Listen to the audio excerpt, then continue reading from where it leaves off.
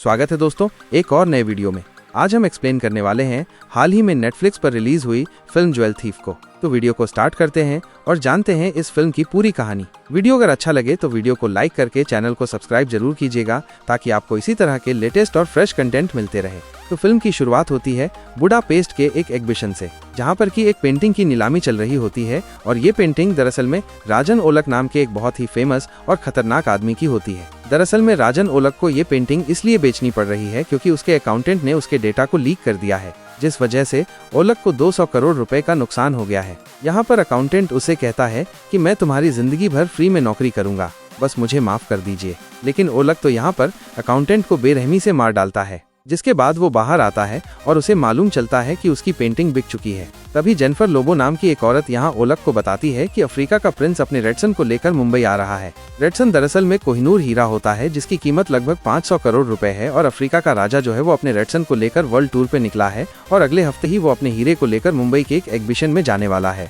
इसके बारे में जब ओलक को मालूम चला तो उसके दिमाग में एक आइडिया आया कि अगर इस रेडसन को चुरा लिया जाए तो उसके सारे नुकसान की भरपाई हो सकती है और उसे बहुत फायदा भी हो जाएगा। उसे बस एक ही आदमी से कांटेक्ट करना है क्योंकि एक ही आदमी है जो कि इस हीरे को चुरा सकता है। तभी फिल्म एंट्री होती है रेहान रॉय नाम के एक बहुत बड़े को आर्टिस्ट की। रेहान रॉय इतना शातिर चोर है कि कानों कान किसी को भी खबर नहीं होती है, जिस वजह से सभी लोग उसे ज्वेल थीफ कहकर पुकारते हैं। रेहान 3 साल पहले इंडिया को छोड़ चुका है क्योंकि पुलिस जो है उसके पीछे हाथ धोकर पड़ी है। तभी बुडापेस्ट में ही रेहान की नज़र अपने छोटे भाई अभी पर पड़ती है और यहीं पर हम कुछ पुलिस वाले ऑफिसर को देख पाते हैं जो कि रेहान का पीछा कर रहे थे, जिसके बाद हम रेहान और अभी को साथ में बात करता हुआ देख पाते हैं। उन दोनों की बातों से हमें मालूम चला कि इन दोनों की बात जो है वो लगभग 3 साल के बाद ही हो रही है। अभी बताता है कि बाबा एक बहुत बड़ी प्रॉब्लम में है और इस प्रॉब्लम को सिर्फ और सिर्फ आप ही सॉल्व कर सकते हैं। तब अभी बताता है कि कुछ दिन पहले राजन ओलक नाम का एक आदमी आया था जो कि हमारे हॉस्पिटल में चैरिटी करना चाहता था। उसने 10 करोड़ रुपए हमारे हॉस्पिटल को दिए। हमें ऐसा लग रहा था कि वो लोगों का भला करना चाहता है, लेकिन उसकी चालबाजी ना तो मैं समझ पाया और ना ही बाबा, क्योंकि वो 10 करोड़ रुपए जो है वो ब्लैक मनी था और अब वो लोग मुझे ब्लैकमेल कर रहे हैं कि अगर इसके बारे में पुलिस को पता चल गया तो तुम्हारे बाबा जी है वो जेल में जा सकते हैं। तुम्हें सिर्फ एक ही काम करना है, तुम्हारे भाई को इंडिया वापस लेकर आना है। बस अपने भाई से कह देना कि उसे राजन ओलक ने याद किया है। ये सारी बातें सुनने के बाद रेहान समझ गया था कि राजन ओलक जो है वो उसे कुछ काम करवाना चाहता है, लेकिन आखिरकार मुंबई में ही क्यों, उसे ये समझ नहीं आ रहा था। लेकिन ये तो वहाँ जाने के बाद ही पता चलेगा। तो इंडिया आने से पहले सबसे पहले तो वो अपनी एक हैकर से बात कर लेता है और उसे बता देता है कि वो इंडिया आ रहा है और उसे कुछ खबर भी दे देता है। जिसके बाद बुडापेस्ट में ही वो दोनों पुलिस ऑफिसर के पास जाता है और उनसे कहता है कि मैंने सोचा कि तुम्हें सरेंडर कर दूं क्योंकि तुम लोग मेरे पीछे बहुत दिनों से पड़े हुए हो, ये मुझे बहुत अच्छे से मालूम है। रेहान ने सरेंडर कर दिया था। यह बात विक्रम सर को मालूम चल जाती है। विक्रम सर वही आदमी है जो कि बहुत महीने सालों से वहां रेहान के पीछे पड़े हुए थे। लेकिन गौरव चड्डा ने जब ये सारी बातें विक्रम को बताई तो विक्रम कहता है कि साक्लॉज पर विश्वास कर लेना, लेकिन रेहान के ऊपर कभी भी भरोसा मत करना। तो बुडापेस्ट के एयरपोर्ट से ये लोग रेहान को मुंबई ले जाने लगे, लेकिन अभी फ्लाइट को टाइम था, इसलिए वो एक जगह रुक जाते हैं जहाँ रेहान आराम करने लगता है। थोड़ी देर के बाद ही यहाँ पर विक्रम सर आते हैं और वो देखते हैं कि रेहान इन दोनों के साथ नहीं है और ये दोनों तो घोड़े बेचकर सोए हुए थे। लेकिन मालूम चला कि दरअसल में ये सोए हुए नहीं थे, बल्कि रेहान ने ही इन्हें बेहोश कर दिया था और गौरव चड्डा की आइडेंटिटी भी चुरा ली गई थी और वहाँ वो मुंबई पहुँच गया था।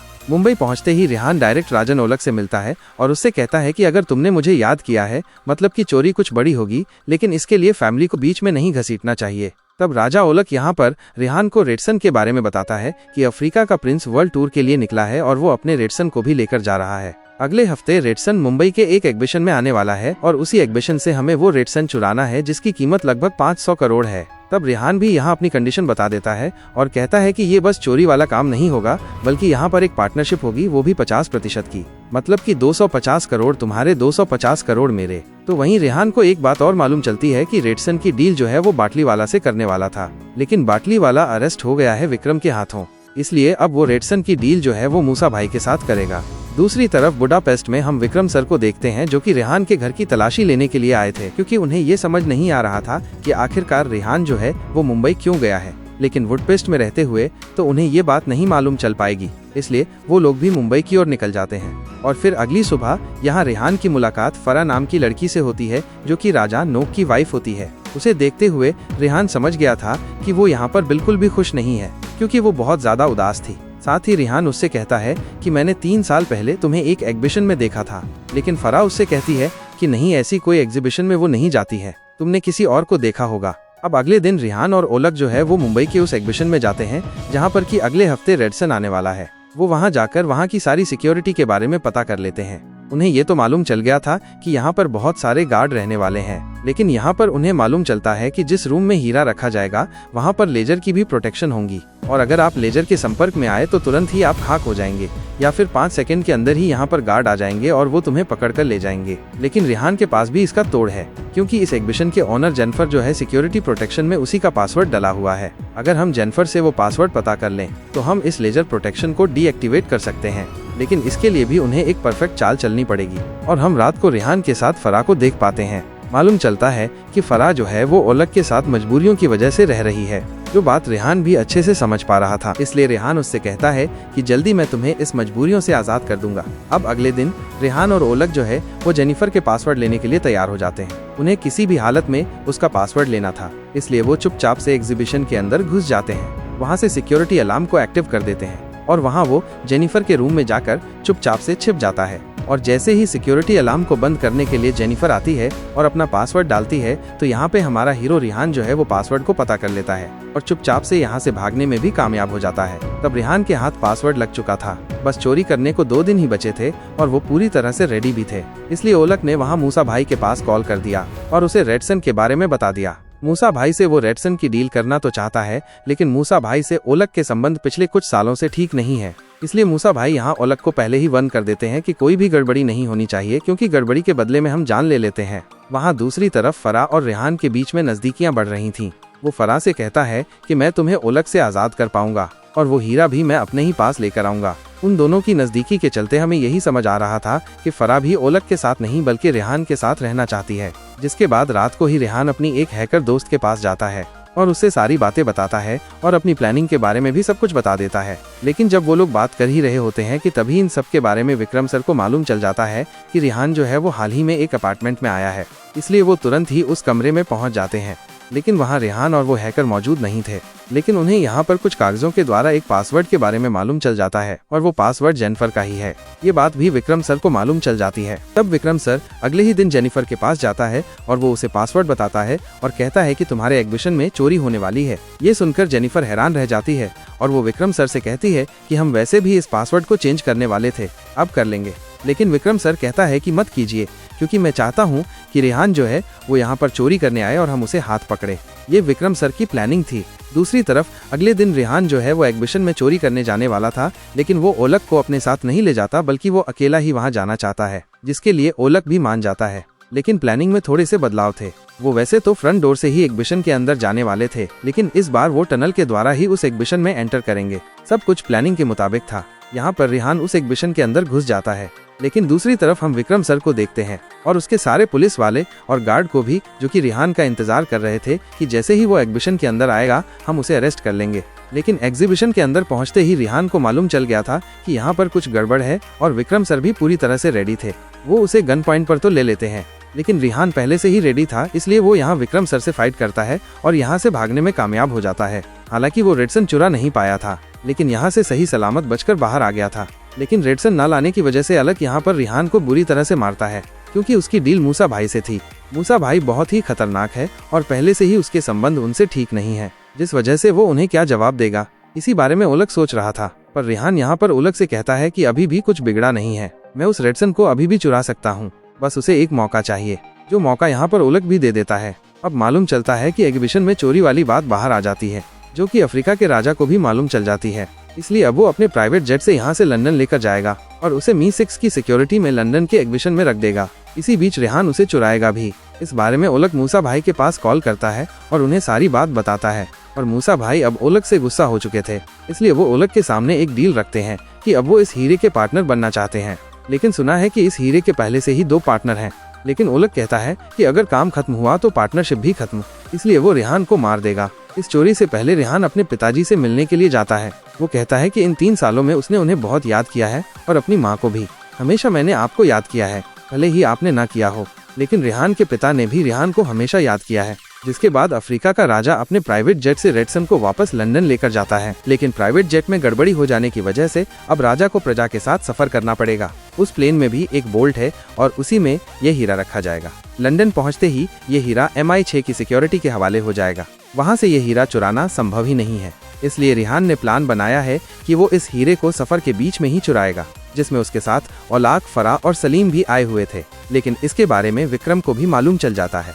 वो अपने एक दोस्त मोटा भाई से मदद लेता है और वो भी प्राइवेट जेट से लंदन की तरफ जाने लगता है। अब बीच रास्ते में फरा जो है वो एयर होस्टेस बनकर राजा साहब के पास जाती है। वो उन्हें कुछ रुमाल वगैरह देती है और उन्हें बेहोश कर देती है। इसी तरह से वहाँ के सारे सिक्योरिटी गार्ड को भी वो इसी तरह से बेहोश कर देती है। लेकिन तभी हमें मालूम चलता है कि राजा जी की तबीयत बिगड़ने लगती है, क्योंकि फरहान ने उन्हें वेलाडोना दे दिया था, जिस वजह से राजा जी को पसीने आने लगते हैं और उन्हें अचानक से बेचैनी होने लगती है, जिस वजह से फौरन ही डॉक्टर को यहाँ पर बुलाया जाता है। लेकिन डॉक्टर कोई और नहीं बल्कि हमारे रिहान भाई साहब होते हैं। तो रिहान ने जब यहाँ राजा जी को देखा कि ये तो पसीने से पूरी तरह तर हैं, तो उन्होंने एयर होस्टेस और प्लेन के कैप्टन से कहा कि हमें इमरजेंसी लैंडिंग करनी होगी और पास ही मैम्बुल पड़ेगा, वहीं हमें लैंड करना पड़ेगा, वरना राजा मारा जाएगा। मनीष ये करना तो नहीं चाहता था, पर उसे ये करना पड़ा, क्योंकि मनीष कैप्टन की पूरी फैमिली जो है वो होस्टेज बनकर रखी हुई है। रिहान ने उन्हें पहले ही होस्टेज बना दिया था। तो अब जैसा कि रिहान ने कहा है कि ये फ्लाइट जो है वो इस्तांबुल में लैंड होगी, तो कैप्टन के पास कोई और रास्ता नहीं था, इसलिए वो लोग इस्तांबुल की तरफ जाने लगते हैं। वहाँ रिहान प्लेन के बोल्ट से उस हीरे को चुराने की तैयारी शुरू कर देता है। यहाँ पर ओलग भी आ चुका था कि तभी यहाँ पर एक गार्ड आ जाता है, जो कि राजा जी का पर्सनल बॉडीगार्ड था। वो बहुत ही खतरनाक था। यहाँ पर वो ओलाक और रिहान से फाइट करता है, लेकिन दोनों मिलकर इस गुंडे को पूरी तरह से चित कर देते हैं। बाद में रिहान उस वॉल्ट को अनलॉक करके उसमें से रेडसन निकाल लेता है और इस फ्लाइट को इस्तांबुल के सेंट्रल पार्क में लैंड कर दिया जाता है, जो कि मूसा की जगह है, और यहाँ से वो चुपचाप भाग जाते हैं। ये बात मूसा को मालूम चली तो वो बहुत खुश था। ओलक ने ये रेडसन जो है वो मूसा के हवाले कर दिया था। मूसा तो बहुत खुश था, ओलक से पूरी तरह से इम्प्रेस था। वो उससे कह रहा था कि जल्द से जल्द अब रिहान को भी ठिकाने लगा दो, ताकि वो दोनों 50% के मालिक रहें। जिसके बाद रिहान ओलक के पास जाता है। ओलक ने तो पहले से ही मन बना कर रखा है कि रिहान को वो यहाँ पर मार देगा, इसलिए वो उसे एक ड्रिंक ऑफर करता है और उससे कहता भी है कि ये तुम्हारी लास्ट ड्रिंक होने वाली है। लेकिन रिहान उसे कहता है कि जिस लास्ट ड्रिंक की तुम बात कर रहे हो सकता है कि ये तुम्हारी लास्ट ड्रिंक हो। रिहान बता देता है कि तुम्हारा पोपट हो गया है, और अब वो उसे सारी बातें बता देता है कि मूसा भाई को जो हीरा तुमने दिया है वो एक नकली हीरा है। रिहान उसे शुरुआत से बताता है कि बाटली वाला को जिस आदमी ने अरेस्ट करवाया है वो कोई और नहीं बल्कि मैं ही था, और मुंबई के एग्जीबिशन से उसने जानबूझकर इस चोरी को नहीं की, क्योंकि वो इस चोरी को इस्तांबुल में करना चाहता था। जब प्लेन आसमान में था तभी रिहान ने उस बोल्ट को खोल लिया था और उसके अंदर नकली हीरा रख दिया था और असली हीरा निकाल लिया था। ये सुनकर तो ओलक पूरी तरह से बौखला जाता है, इसलिए वो रिहान को मारने की पूरी कोशिश करता है, लेकिन बदले में यहाँ पर ओलक ही पिट जाता है। वो अधबरी हालत में यहाँ पर बंधा हुआ था और जाते समय रिहान ने यहाँ की एक गैस की नली को भी खोल दिया था। थोड़ी देर के बाद यहाँ पर मूसा भाई आ जाता है, और मूसा भाई तो यहाँ पर ओलक को मारने ही आया है, क्योंकि उसे मालूम है कि वो हीरा नकली था।